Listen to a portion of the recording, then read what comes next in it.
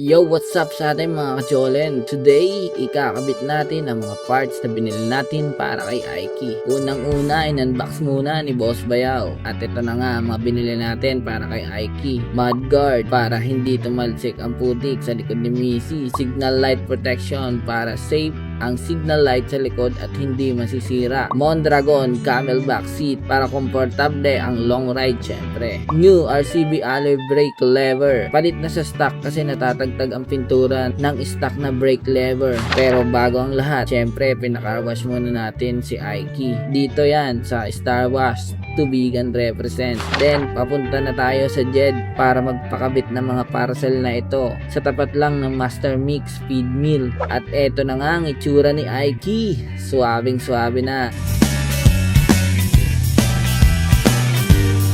Pagkatapos niyan, dumiretso na tayo sa Matinggain. Happy Fiesta po. At eto nga si Pa EJ. Dati idol sa shooting sa basketball.